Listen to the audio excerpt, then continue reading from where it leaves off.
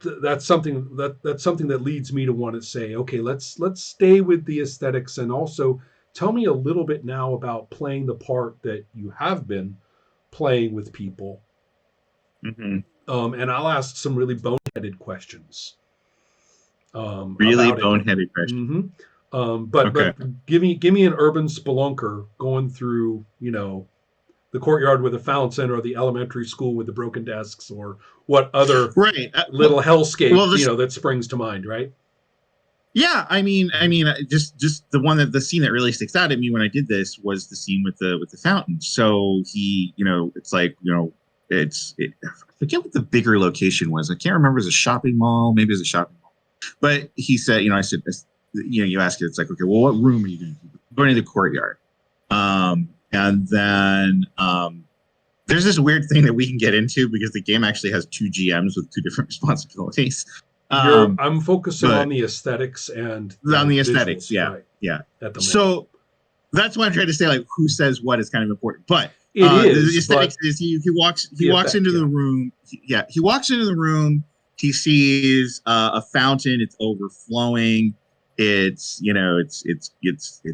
algae ridden. The ground is cracked. He reflects on the time when his little brother almost drowned and his father scolded him.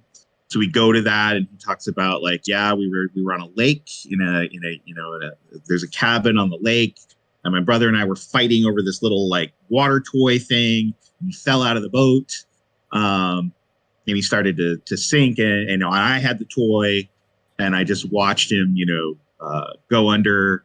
And then my father ran out in a panic, and the father swims out, and he goes down. And he pulls the brother out and barely revives him. In this instance, the brother didn't die. And then the scene ends, and we're back with the fountain. And then looking at the fountain, in this case, the emotional thing was the toy that they were fighting over, like, floats to the surface, right, of the right. fountain, right? And he's looking at the toy that he hasn't seen in 20 years since his brother, nearly drowned. Um, and in this instance, I can't remember if he took it with him. He may have taken it with him, and then he left the room. Right. And that's like the full cycle of Okay. what this is Okay. like. Yeah. So, Yeah. so a couple of different things can happen too at some points, as you say. The sort of turned up to 11 event would actually have some kind of a monstrous, Right. Yeah. conflicty thing going on. Yeah. Yeah. Or perhaps there might be some interaction with a. I'm guessing. Could there also be perhaps some interaction with a weird person? That's more just dialogue with a weird person. That sort of There thing, could be, right? actually. Yeah. Conceivably, There could right? be. Yeah. Um, Conceivable. Yeah. so with all that in my mind, the boneheaded question is real easy. Mm-hmm. How do I hit it? How do you hit it? Yeah.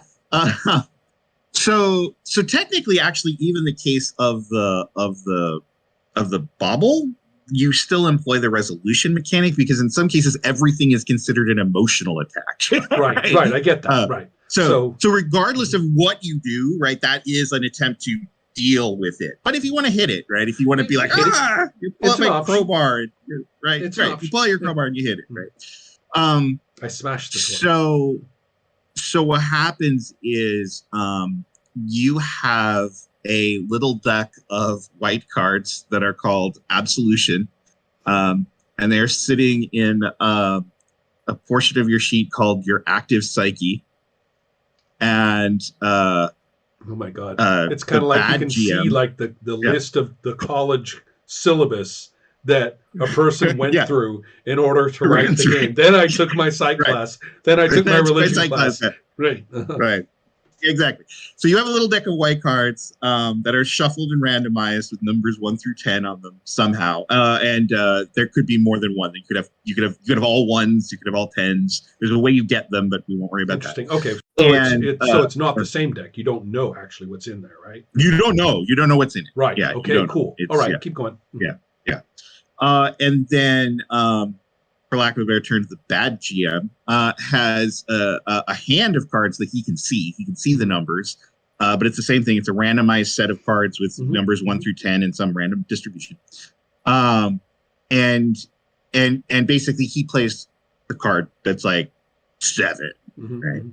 And then you just flip over. It's essentially a die roll. You just flip over the top card of your active psyche, and it's either better than or worse than, which tells you how it's going, Mhm, mhm.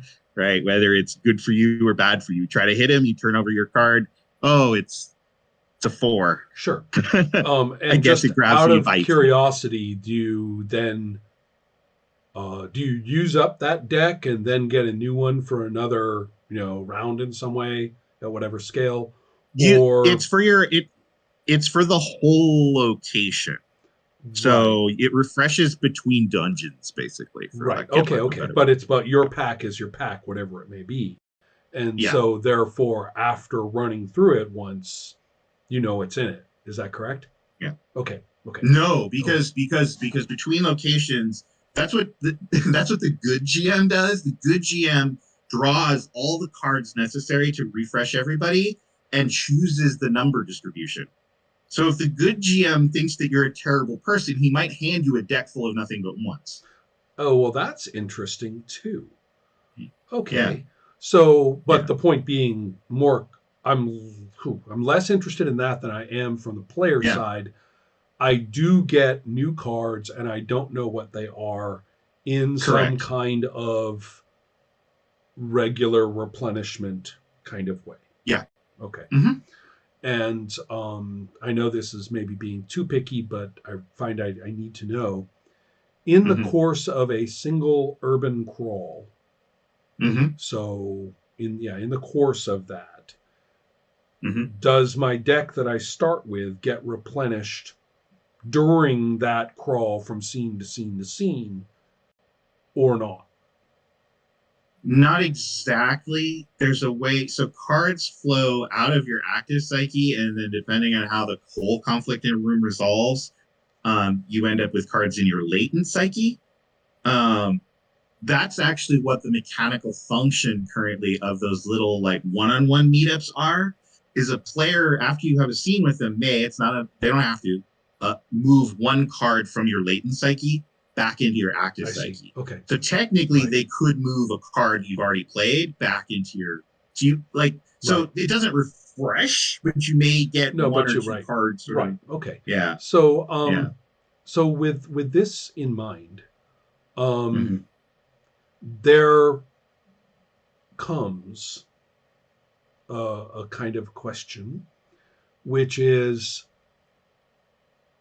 as I take a character through, okay, at the smallest scale, as I take a Mm-hmm. character from the beginning of their urban Mm-hmm. exploration to the point where we have a group meetup and everybody has completed their group exploration. Mm-hmm. When we get to that point, is there any causal factor that I can look at that indicates, caused factor, I should say, that indicates a change in the character? Interesting. And I'm not saying there has to be. I mean, Right. if we go all the way, all the Yeah. way to Yeah. the beginning of role playing, then we would have skill values and you would be able to raise your skill values or something like that, right? But So that's not what I sort of. mean necessarily. I'm just Yeah. saying, of all the kinds of changes, that's one of them, right? Yeah. There's two colors of cards. There's white cards and black cards. You only use the white cards when you're resolving. So you basically kind of keep them separate, right? You Right. keep a So little the black deck white and a little cards white deck. are doing this, Yeah. doing what you described. We're finding out how well I Yeah. do, and they're cycling Yes. through levels of my psyche. Right. Got it? Yeah. Okay. In the rooms. Yeah. Right. There's a different type of conflict you can actually have in a flashback that uses the black cards. Okay. So white cards are for the rooms, black cards are for the flashbacks. Okay. Okay. But the idea is that you through the course of a crawl to the meetup moot, you will end up with a mix of white and black cards in your latent psyche that then get moved into your active psyche. Right. Um, So it's really that mix of black and white cards that kind of There you determine go. like, What? But that's oh your my next. Is that god, your like next deck? it is partially your next deck. Okay, Yeah, it's got it. yeah, But so therefore, putting aside all the ifs, ands, and buts, and oh, there's yeah, this other subroutine. I'm yeah. sure. I know. Right. That's why it's like Putting right. yeah, Putting those right, aside. yeah, As I play my dude through, yeah, I will find that at some points I have a very light shaded array of cards, right, and other times correct, I will have a very black shaded array of cards.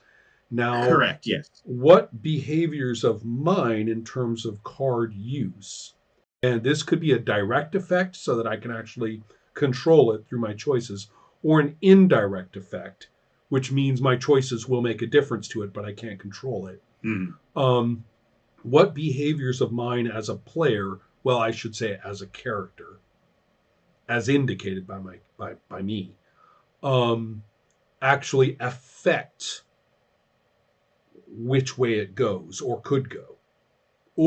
or is it 1000% random? High card of each draw, goes or something like that. It's not entirely random, but it's also not something you exactly control directly. Right. So tell me about Um, the indirect effect. Maybe not in the detail, in but yeah, basically. the Yeah. the indirect effect is that ultimately this is going to sound weird, but I sort of accidentally created the Book of Job, the RPG. It's a game about judgment, right? So honestly, the other players, including the two GMs, have immense control over what kinds of cards you end up with. Let me guess. Yeah. See if I get it. Okay. It may not be limited to what I say, but this is what I get Yeah. from what you said. Yeah. We'll go to the easy one, the bad GM first. Yeah. Because they say, look at their hand and say, oh, slam down this number. Right. Okay, so Yeah. that enters the cycle in some way. Yeah. And then there's that good GM you talked about who actually, and this doesn't sound good at all, but we'll continue calling them the good GM, where they, well, it's more complicated than I that. know, but looks yeah. at cards and distributes them to the players, basically judging the characters correct in some way as criteria for that. And then finally, the other players in the one-on-one bits also are taking cards from the latent psyche and putting them into the active. Do they get to choose which ones? Yes. Okay, there you go. Okay.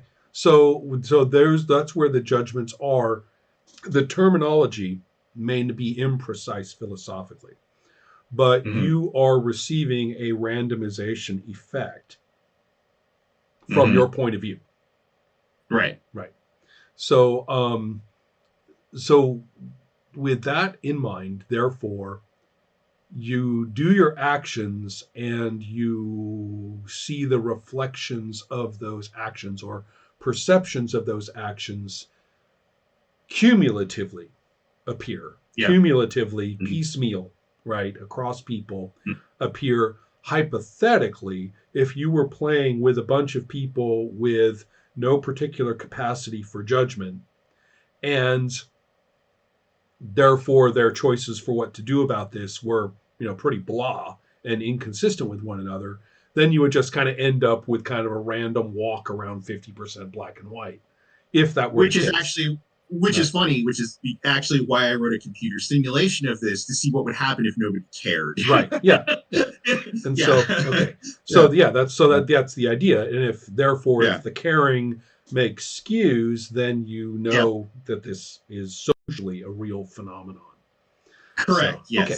So I've got that. So it sounds to me as though where you might go with this is where I've already taken you, which is to get excited about the symbology of without even worrying about the actual symbolism, to just get excited about what it looks like to be in this or that place. And and then also see another interesting issue. through the course of play, whether the judgments, cumulative judgments, and the way they may skew, or the way that they have skewed the cards, because even the judgments have to work with the cards that are present. They can't just make up a Correct. Yeah. card, right? So, Right. Yeah. but for whatever interesting outcome of the available cards to the judgmental people and the judgments that they make, whatever interface between those produces the cards you get, does that then affect how you start playing your character? I would hope so. Right. That's the interesting question, right? Right. That's the interesting question, right? Because I would hope that you would either come to like loathe yourself so much you would just like lean into like, I'm just gonna be a villain because like, or you would be like, no, wait a minute, I don't deserve this treatment. Right. Yeah. And start trying to, because that's what the flash. I mean, because another way that I've pitched this game is it's what if defending your life was a horror game, right? It was a horror movie, and so it's this idea of you start thinking about what to do in those flashback scenes to sort of be like, well, yeah, like this world, all this bad stuff was happening and I was under stress, but I mean, like, look at this or look at this or look at this way I tried, look at this, you would start behaving differently in both the room confrontations, right? Maybe or maybe not, whatever, however that turns out. Whatever, yeah.